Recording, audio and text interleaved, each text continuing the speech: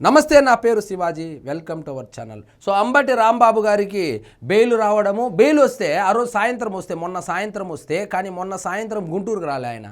ఎందుకంటే జన సమీక ఇప్పుడు కొత్త ట్యాగ్ ఇచ్చారు కదా, కాపుల్లో పెద్ద దిక్కు, కాపు టైగర్ అని చెప్పి ఆయనకు బిరుదిచ్చారు కాబట్టి ఆ బిరుదును సార్థకత చేసుకోవాలి కాబట్టి భారీగా జన సమీకరణ చేసుకొని బల ప్రదర్శనతో గుంటూరుకు వెళ్ళాలని ఆయన అయితే డిసైడ్ అయ్యారు. డిసైడ్ అయ్యి పొద్దున అందరికీ అడిగారు, సో కార్లు కావాలి, 2 వీలర్లు కావాలి, ఇక్కడి నుంచి ర్యాలీగా పోవాలంటే అందరూ చేతులు ఎత్తేయడంతో ఆ జక్కంపూడి రాజాకు సంబంధించినటువంటి 11-10 వాహనాలు వేసుకొని ఒక 20 మందిని వేసుకొని హంగామా చేస్తూ గుంటూరుకు అయితే చేరుకోవడం జరిగింది. ఈరోజు జగన్మోహన్ రెడ్డి గారిని కూడా కలవడం జరిగింది. సో 18 రోజులు జైలు జీవితం గడిపిన తర్వాత అంబటి రాంబాబులో ఏమైనా మార్పు వచ్చిందంటే ఏమీ లేదు. మళ్ళా పోలీసుల మీద తిరగబడ్డాడు. సో పోలీసుల నిధులకు ఆయన ఆటంకం కల్పిస్తూ ఉన్నాడనే కదా జైల్లో పెట్టింది. రెండో కేసు అదే కదా, దానికోసమే కదా బెయిల్ వచ్చింది. ఆ కేసుకు సంబంధించి బెయిల్కి వచ్చి మళ్ళా పోలీసులు విధులకు ఆటంకం కల్పిస్తూ పోలీసులను కొట్టడానికి, తిట్టడానికి వెళ్తా ఉన్నాడు. ఇక చూడండి, మీ అంతు చూస్తామంటూ హెచ్చరికలు జారీ చేస్తూ ఉన్నాడు. సో వాళ్ళు ఏమన్నారంటే, సార్ ఇక్కడ ర్యాలీకి అనుమతి లేదు, మీరు ర్యాలీగా వెళ్ళొద్దండి, మీరు మీతో పాటు 1-2 కార్లతో వెళ్ళండి అంటే, లేదు నేను ర్యాలీతో వెళ్ళాల్సిందే అని చెప్పి, అసలు ర్యాలీకు ఎవరు రాలేదు, ఈయనే సృష్టించుకొని 250 కార్లు వస్తూ ఉన్నాయని చెప్పి ఊరికేనే పోలీసు వాళ్ళని తప్పుదోవ పట్టించి ఆడ చూస్తే 10 కార్లు కూడా లేదు. సో మొత్తానికి అంబటి రాంబాబుకి అయితే బెయిల్ అయితే రావడం జరిగింది. బెయిల్ రావడంతో ఆయన ఆ రోజు రాత్రి రాజమహేంద్రవరంలోనే ఉండి నిన్న గుంటూరుకు బయలుదేరి వచ్చాడు.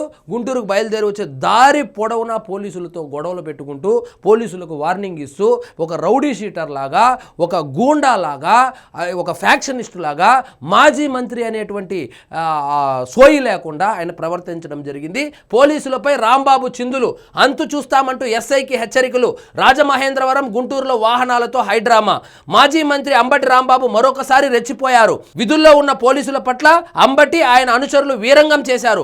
అధికారంలో ఉండగా సత్తెనపల్లిలో సంక్రాంతి సంబరాలకు పింఛనుదారుల నుంచి డబ్బులు వసూలు చేసి లాటరీ టికెట్లు అంటగట్టిన కేసులో రాంబాబుకు బెయిల్ మంజూరైన విషయం తెలిసిందే.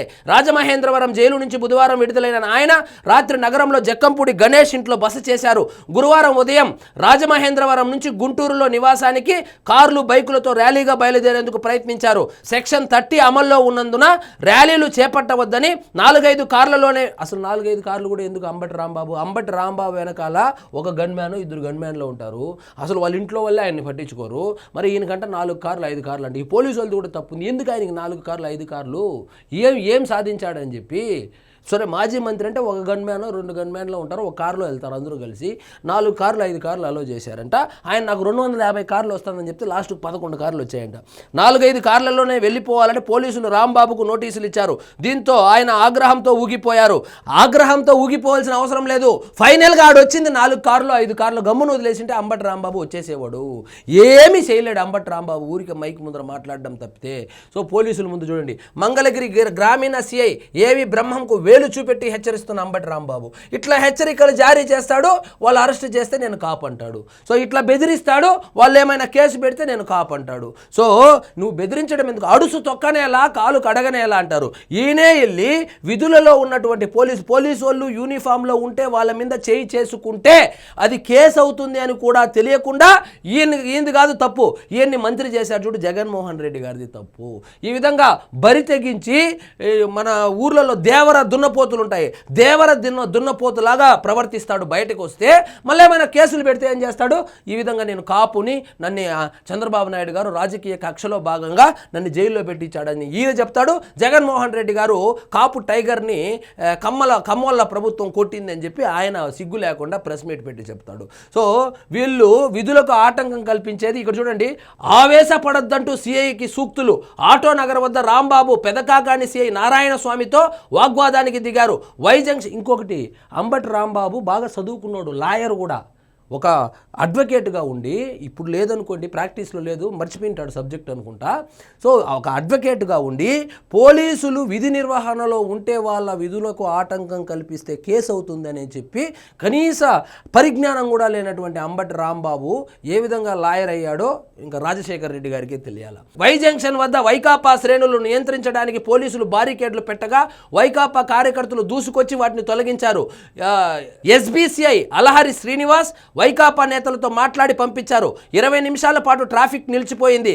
అదే సమయంలో కారులోంచి దిగిన రాంబాబు సిఐ నారాయణ స్వామితో వాగ్వాదానికి దిగారు. మీరు పబ్లిక్ సర్వెంట్, ఆవేశం వద్దు బ్రదర్, పర్సనల్గా తీసుకోకంటూ హితోక్తులు పలికారు.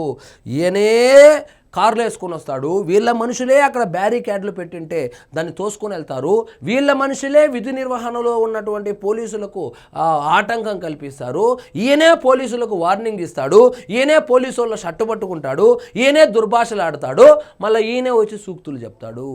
సో మొత్తానికి అంబటి రాంబాబుకి అయితే బెయిల్ వచ్చింది. బెయిల్ వచ్చిన తర్వాత కూడా అతనిలో ఎటువంటి మార్పు కనపడలేదు. మరొక్కసారి జైలుకి వెళ్ళాలని మనం డిసైడ్ అయినాడేమో తెలియదు, కానీ కనపడినటువంటి పోలీసులతో అంతా తగాదా పెట్టుకుంటున్నారు. సో జగన్మోహన్ రెడ్డి ఎప్పుడు వార్తల్లో ఉండాలి.